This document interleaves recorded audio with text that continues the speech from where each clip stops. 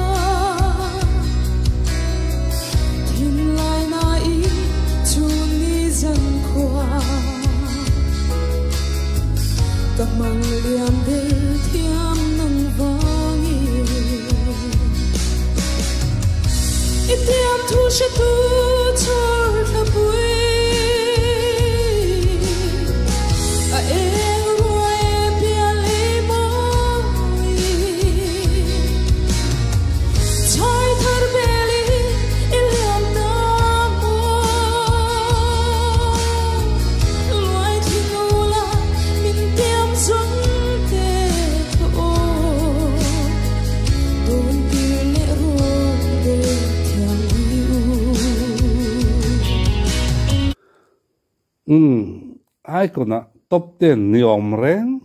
top 10 tling phom reng alo ni mi khati za ta khan azai ngai nom thina tin ai kon lai azai shim shim po angai noma tin ama shim shim hi mu nuam ei minun nem mingil nei de adi don ti riat rang maya a chevel le mun sang sanga an chevel te le mo han mu yanin amai milim thei de le enge a tunglai tong takin mino sian takani don ti a riat rang mai azai ngai thak van nuam wong wong thin tak em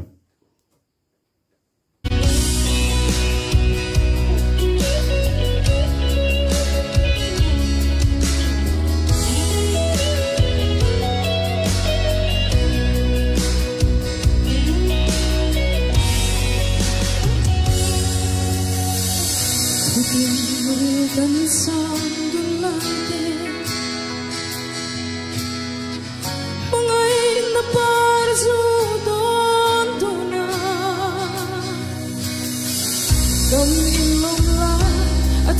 zuta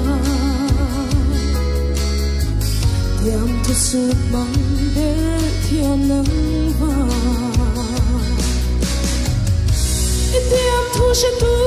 chor tha pui eng roi pia li moi chai thar beli ilam da mo loi thinula min tiam zum te tho don ki le ro de thiam liu don ki le ro de thiam liu hello ram siami kalzel na tura dusak na kan hlana niya la tar sa tak nen ama ngai sang tu te ama longoi na em tu te miron oizel tukrin kan nge na niya music rimoi huang chunga azin kong chuang takazo turin dusak na kan hlan non mole